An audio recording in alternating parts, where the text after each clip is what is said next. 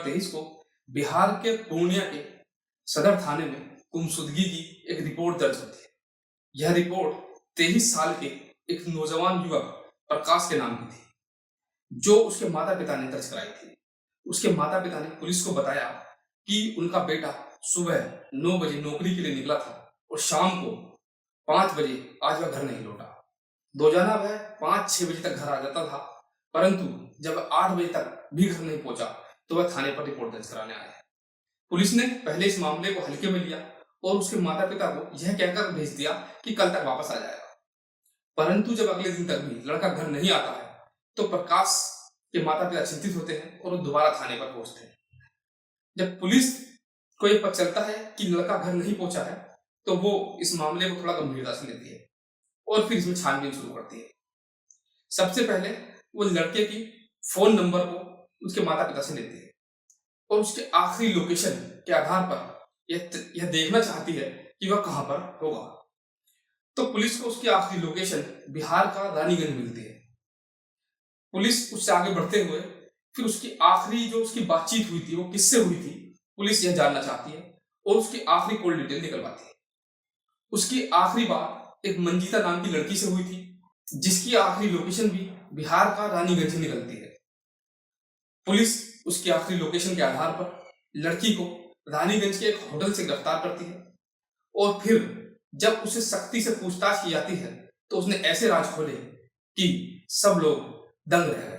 नमस्कार, सत श्री अकाल, मैं राजकुमार आज फिर लेकर आया हूं एक ऐसी घटना जो बिहार के अररिया जिले की है। इस मामले में मंजीता नाम की एक लड़की को गिरफ्तार किया गया था, पर जब पुलिस ने उसे सख्ताई करी तो उसने सारी कहानी बयां कर दी। उसने बताया कि प्रकाश और वो दोनों एक कंपनी में काम करते थे। दोनों का पहले एक दूसरे से मिलना जुलना हुआ, बाद में फिर वो अच्छे दोस्त बन गए। उनकी ये बात और आगे बढ़ी और वो दोनों एक दूसरे से प्यार करने लगे। उनका यह प्यार धीरे धीरे शारीरिक संबंधों में बदल गया और उन्होंने शारीरिक संबंध भी बनाए। इसी दौरान जो प्रकाश था उसने मंजीता के कुछ प्राइवेट फोटो खींच लिए थे। उस समय मंजीता ने भी इसका विरोध नहीं किया था। अब उनकी बातें जो है कंपनी में रोज होती थी, रोज खाना पीना साथ में होता था।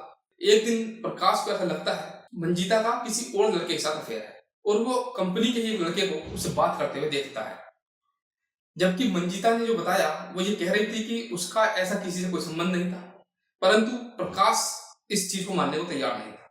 इसी बात को लेकर उनमें अनबन रहने लगी थी।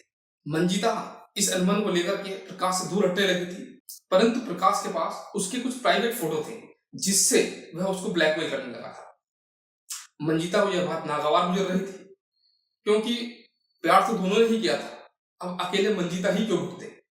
उसने ऐसे प्लान को अंजाम दिया जिसने पूरे अररिया को सोचने पर मजबूर कर दिया कि एक लड़की, धोखा खाई हुई लड़की क्या कर सकती है अपने प्यार में। जैसा कि मंजीता ने पुलिस को बताया कि 16 जून की सुबह को उसने प्रकाश को फोन किया और उससे मिलने के लिए बुलाया। प्रकाश पहले आने के लिए तैयार नहीं था, परंतु जब मंजीता ने बोला कि वह भी उससे प्यार करती है और वो मौज मस्ती करना चाहते हैं, मौज मस्ती का नाम सुनते ही प्रकाश पिघल गया और वो मंजीता के बताए हुई जगह रानीगंज के एक सुनसान जगह पर पहुंच गया। मंजीता वहां पहले से तैयारी से बैठी थी। उसने जैसे ही प्रकाश को देखा, पहले तो उनकी बातचीत हुई, उसके बाद में मंजीता ने प्रकाश को मौज मस्ती करने का ऑफर दिया। मौज मस्ती का ऑफर का नाम सुनते ही प्रकाश तैयार हो गया और दोनों ने वहीं पर शारीरिक संबंध बनाए। मंजीता ने प्रकाश को बताया कि वो एक वाइग्रा का इंजेक्शन लेकर आई है जिसको लगाने से वो प्यार को और अधिक लंबे समय तक कर सकते हैं। प्रकाश उसकी बातों में आ गया और मंजीता ने उसको एक इंजेक्शन दिया जो उसने वाइग्रा का बोलकर लगाया था। इंजेक्शन के लगने के बाद ही प्रकाश बेहोश हो गया। मंजीता ने अपने खौफनाक इरादों को अंजाम दे दिया था। वह अब उससे आगे के प्लान पर काम करने के लिए तैयार थी। उसने पास में रखी हुई एक पेट्रोल की एक कनस्तरी जिसमें पेट्रोल भरा हुआ था, उसने वो उठाई और बेहोश प्रकाश के ऊपर डालना शुरू कर दिया। प्रकाश को कोई सुध बुध नहीं था, वो वहां पर अचेत अवस्था में पड़ा था। मंजीता ने उसमें आग लगा दी। मंजीता ने तीली जलाई और उसमें आग लगा दी। तीली जलते ही प्रकाश तड़पने लगा, परंतु वह अचेत अवस्था में था तो कुछ नहीं बोल पाया। सबूत मिटाने की दृष्टि से उसके शव को भी आसपास के वही क्षेत्र में दफना दिया। जब पुलिस के सामने ये बात आई तो पुलिस दंग थी कि एक लड़की कैसे इतनी बड़ी घटना को अंजाम दे सकती है।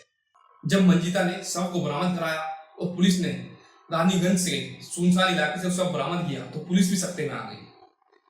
प्रकाश के माँ बाप वहीं पर मौजूद थे। उनकी समझ में नहीं आ रहा था कि उनके बेटे के साथ ऐसा क्या हो गया। वो सुबह ही तो ड्यूटी के लिए निकला था।